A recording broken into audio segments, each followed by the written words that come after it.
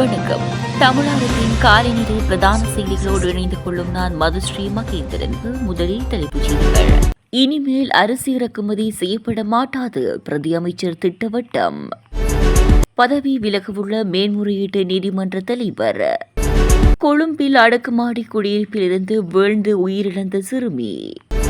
உக்ரைனுக்கு கிடைத்த முக்கிய ஆதாரம், போர்க்களத்தில் சிக்கிய வடகொரிய வீரர்கள்.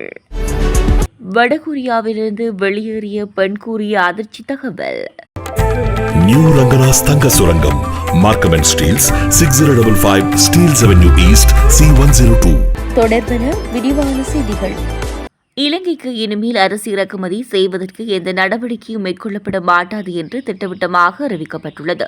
லுணுகம் வெஹ்ர பன்னிகமோ பிரதேசத்தில் வைத்து வர்த்தக வாணிபம் மற்றும் உணவு பாதுகாப்பு பிரதி அமைச்சர் RM ஜெயவர்தன நேற்று ஊடகங்களுக்கு கருத்து வெளியிடும் போதே மேற்கண்டவாறு தெரிவித்துள்ளார். தொடர்ந்து கருத்து வெளியிட்ட அவர், நாட்டுக்கு அரிசி இறக்குமதி செய்வது தொடர்பான சுற்றறிக்கை இனியும் நீடிக்கப்படாது என குறிப்பிட்டுள்ளார். அத்துடன் இனிவரும் காலங்களில் இலங்கையில் அரிசி இறக்குமதி செய்யப்படுவதற்கான தேவையை ஒழித்து நாட்டில் அரிசி தன்னிறைவை ஏற்படுத்தும் நடவடிக்கைகள் தொடர்பில் அரசாங்கம் கவனம் செலுத்தியுள்ளதாகவும் அவர் தொடர்ந்தும் குறிப்பிட்டுள்ளார். மேலும் இலங்கையில் நிலவும் அரிசி தட்டுப்பாடை நிவர்த்தி செய்யும் வகையில் அரிசி இறக்குமதி செய்வதற்காக வழங்கப்பட்ட காலமும் நேற்று முன்தினம் நள்ளிரவுடன் முடிவடைந்ததாகவும் அவர் சுட்டிக்காட்டியுள்ளார். மேன்முறையீட்டு நீதிமன்ற தலைவர் நிசங்க பந்துல கருணாரத்ன தனது பதவியிலிருந்து விலகியுள்ளதாக கொழும்பின் ஊடகம் ஒன்று செய்தி வெளியிட்டுள்ளது. தேசிய மக்கள் சக்தி அரசாங்கம் அவருக்கு எதிராக ஒரு பதவி நீக்க தீர்மானத்தை கொண்டுவர திட்டமிட்டுள்ள நிலையில் இந்த முடிவு எடுக்கப்பட்டுள்ளது. நீதியரசர் கருணாரத்ன இந்த மாத இறுதியில் தனது பதவி விலகலை சமர்ப்பிக்க உள்ளதாக அறியப்படுகிறது. முன்னதாக மேல்முறையீட்டு நீதிமன்ற நீதியரசர்களின் ஓய்வு பெறும் வயதான 63 வயது எட்டியவுடன் இந்த ஆண்டு ஜூன் 16ஆம் தேதி அவர் ஓய்வு பெறவிருந்தார். இதேவேளை கருணாரத்னவின் அண்மை செயல்களை மேற்கோள் காட்டி அவருக்கு எதிராக குற்றப்பிரேரணையை கொண்டுவர நடவடிக்கைகள் எடுக்கப்பட்டுள்ளதாக பிரதி அமைச்சர் ஒருவர் உறுதிப்படுத்தியுள்ளார். கடந்த திங்கட்கிழமை சட்டமா அதிபர் பரிந்த ரணசிங்க மற்றும் ஜனாதிபதி அனுரகுமார் திசாநாயக்க இடையே நடந்த கலந்துரையாடல்களை தொடர்ந்து நிலுவையில் உள்ள 11 கடுமையான குற்றவியல் வழக்குகளை விரிவுபடுத்த சட்டமா அதிபர் திணைக்களம் முடிவெடுத்துள்ள நிலையிலேயே இந்த குற்றப்பிரேரணை தீர்மானமும் வந்துள்ளது. கொழும்பில் அடுக்குமாடி குடியிருப்பில் இருந்து வீழ்ந்து சிறுமியொருவர் உயிரிழந்துள்ளதாக போலீசார் தெரிவித்துள்ளனர். புரளையில் உள்ள 24 மாடி அடுக்குமாடி குடியிருப்பின் 12வது மாடியிலிருந்து வீழ்ந்த நிலையில் சிறுமி உயிரிழந்துள்ளதாக போலீசார் தெரிவித்துள்ளனர்.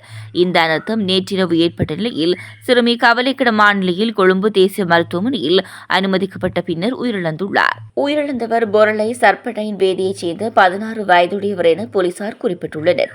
உயிரிழந்த சிறுமி மன அழுத்தம் காரணமாக சிறிது காலமாக சிகிச்சை பெற்று வந்ததாக அவரது தாயார் தெரிவித்துள்ளார். எனினும் சிறுமி அந்த மாடியில் உள்ள பெல்கனியிலிருந்து குதித்தாரா அல்லது விழுந்தாரா என்பதை கண்டறிய புரளை போலீசார் விசாரணைகளை மேற்கொண்டு வருகின்றனர். ரஷ்யாவின் குர்ஸ்க் பகுதி போர்க்களத்தில் காயமடைந்த 2 வடகொரிய வீரர்கள் போர்க்கைதிகளாக பிடிக்கப்பட்டுள்ளதாக உக்ரைன் ஜனாதிபதி விளாடிமிர் ஜெலன்ஸ்கி நேற்று தெரிவித்திருந்தார். இந்த இருவரும் தேவையான மருத்துவ உதவியை பெற்று வருகின்றனர். மேலும் கேவில் உள்ள உக்ரைன் பாதுகாப்பு சேவையின் காவலில் உள்ளனர் என்று ஜெலன்ஸ்கி கூறினார். வடகொரியர்களை கைப்பற்றியதற்காக உக்ரைனிய சிறப்பு நடவடிக்கை படைகளின் வீரர்களுக்கு நன்றி தெரிவிப்பதாக ஜனாதிபதி கூறினார்.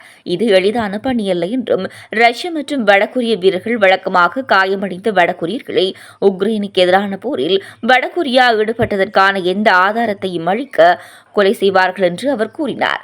உக்ரைன உளவுத்துறை வெளியிட்ட அறிக்கையில் கைதிகள் ஜனவரி 9ஆம் தேதி கைது செய்யப்பட்டதாகவும் அதற்கு பிறகு உடனடியாக ஜெனீவா மாநாட்டின்படி தேவையான அனைத்து மருத்துவ உதவிகளும் வழங்கப்பட்டு கியேவுக்கு அழைத்துச் செல்லப்பட்டதாகவும் கூறியது.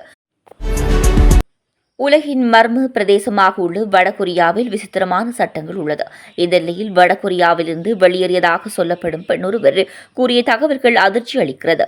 வடகொரியாவிலிருந்து வெளியேறிய பெண்ணுடன் சமூக வலைதள பிரபலம் ஜோ ரோகன் நடத்திய உரையாடலின் போதே அவர் இதனை குறிப்பிட்டுள்ளார். வடகொரியாவில் அனைவரது வீடுகளிலும் கிம் ஜாங் உன் படத்தை வைத்து இருக்க வேண்டும். ஒரு தூசு கூட படியாமல் அந்த படம் இருக்க வேண்டும்.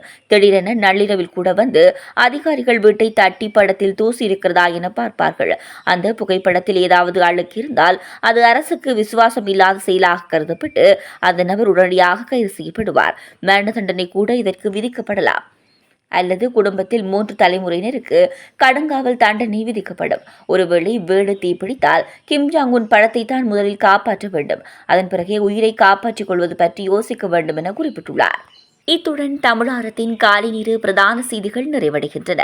தமிழாரம் செய்திகளை யூடியூப் சேனல் வழியாக பார்வையிட முடிவதுடன் www.தமிழாரம்.news என்ற இணையதளம் மூலமாகவும் பார்வையிட முடியும்.